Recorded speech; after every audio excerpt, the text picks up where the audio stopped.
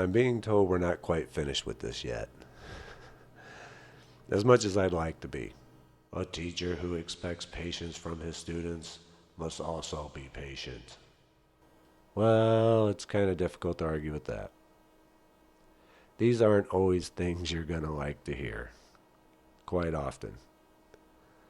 But they're a course correction on the navigation of your path. You can choose to ignore them, but don't be surprised if a beatdown comes along later. And this is what it's like. Well, except for the added reverb, my head really isn't that empty. But I'm really not all that deep either. I don't sit around thinking thoughts of wisdom like some ancient Buddha. And this is why I listen to them, because I know they're not coming from my conscious side of the mind. No, they're coming from the other side, the subconscious. And this is why the second Sephirot of Chokhmah, which relates to the conscious mind in our model, is associated with wisdom. But that doesn't make the conscious mind wise unless it follows and employs the wisdom being given to it. Those familiar with the lesser banishing ritual of the hexagram, the analysis of the keyword, Isis, the moon goddess, L, V, X, the grade signs. Well, there's the L right there in this model, with Isis, the moon goddess, the subconscious being the point that connects the two lines that make up the L. And this is showing the path of communication between the mind and the divine. The third Sephirot, Binah, is associated with understanding. It takes the data from the source and then passes that understanding of it along to the conscious mind, who will then either use that understanding for wisdom or not. Now, besides the paths between the Sephirots themselves also have tarot cards associated with them. At Kether, the crown, the collective unconscious in our model, we have the 4 aces of the minor arcana. Those familiar with tarot will already know that these represent the highest, purest forms of the elements. In Kabbalistic teachings, they talk about the Godhead being a whirling force of the elements, aside from Earth, because Earth doesn't actually exist there, however thoughts and desires for material things do. Now, with the placement of these aces, the magician between Binah and Kether, the collective unconscious and the subconscious, makes even more sense. Now, the magician has collected what it needs from the collective unconscious, those symbolic references to the elements, the data, and has them all on the table now. Chokhmah is associated with both the twos and the kings of the minor arcana. Twos represent duality and polarity. The conscious mind has a tendency to think that it's the only one, but it's not. The subconscious takes over when you're sleeping. You don't have to think of your habits or your automatic biological functions. There are in fact 2 sides of the mind, and you need to use both if you want to ever achieve mind over matter. Polarity we've already gone over. Most people only utilize their conscious egotistical side of their mind, and people are very polarized. The kings are an obvious reference to the law of gender and the male side of the mind. Binah is associated with the 3s and the queens being the feminine receptive side of the mind, with 3 being representative of manifestation as discussed earlier. The Fool card between the collective unconscious and the conscious mind, Kether and Chokhmah. This card is very representative of the conscious mind trying to access the divine by itself without going through the subconscious mind.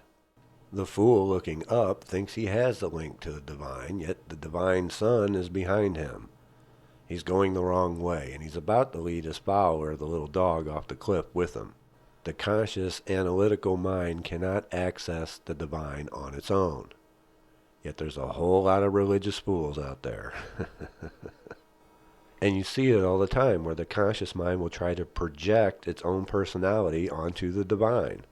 It's a projective male side of the mind. God hates this. God likes that. God hates fags. God loves everyone. It's their own personality that they're ascribing to that, when in reality they have no idea what the divine is like because they've never accessed it.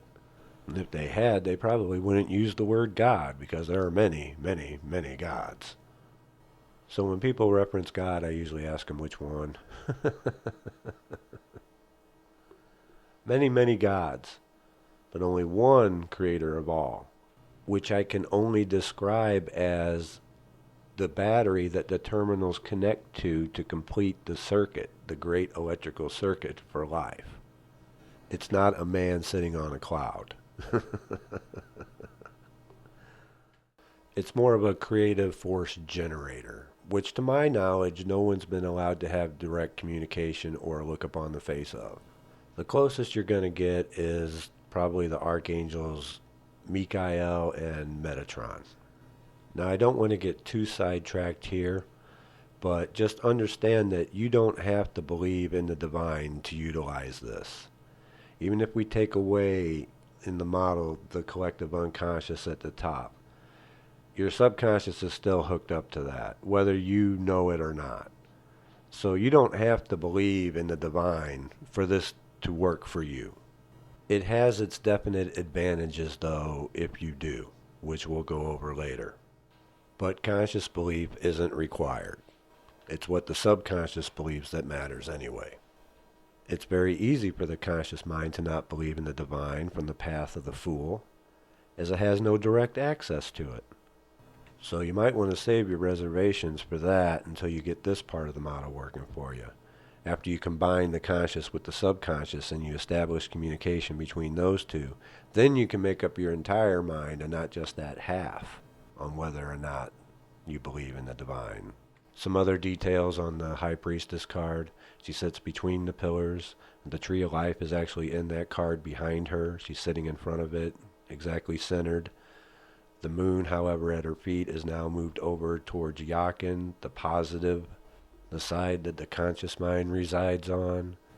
Now, Binah, associated with Saturn, is very interesting in relation to our model of the subconscious here. Saturn is the highest of the traditional 7 planets, and often gets a bad rap for being too restrictive and limiting. It also rules time and structures. And you can see how this would relate to the subconscious if that's the side that's building and manifesting the structures. And after having watched that Bob Proctor video, you can see how it's the subconscious beliefs that are going to hold you back. Those limiting, restrictive paradigms. What kind of things do you hear people say over and over again that's going into your subconscious and creating these things? Oh, we can't afford it. It's one thing after another. 40 is over the hill. Time. The average life expectancy is 72. All things are possible in the circle, but what you're trying to do is too improbable, so don't count on it. You have to work long and hard to get anywhere. Life must be a constant struggle. Insert religious beliefs here. I'm fat and or unattractive. On and on, etc., etc. It's the limiting beliefs in the subconscious that are going to restrict and limit you and make those things come to pass. Those are the structures that it's going to build. Now, the conscious mind can change those limiting beliefs in the subconscious, but it's going to take the will. And if the conscious mind is just sitting there repeating those limiting beliefs, I can't afford it, it's one thing after another, etc., it's just reinforcing those restrictive, limiting beliefs of the subconscious and Binah. Some have been reinforced for years, if not our entire lives. Things have just been put in there and repeated over and over and over again. Those need to be your first targets of change. And the exercise I gave you at the beginning of all these lessons about accepting or rejecting your thoughts as they come and treating them as an offer is a good way to begin to do that without the need for ritual magic. For now. And with Chokhmah relating to the zodiac, we're going to get into that a little bit later on, as that corresponds to the law of rhythm, another of the Hermetic principles. And I don't think I'm going to have enough time in this video to go over all that. And I am aware that some teachings do reverse it, that Chokhmah is the subconscious and Binah is the conscious mind. I can get about half of the correspondences to fit that model, but not all of them. For instance, the kings and queens would not make sense that way in their positions.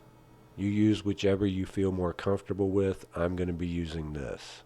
It doesn't really matter so long as you recognize that you need to utilize both halves of your mind.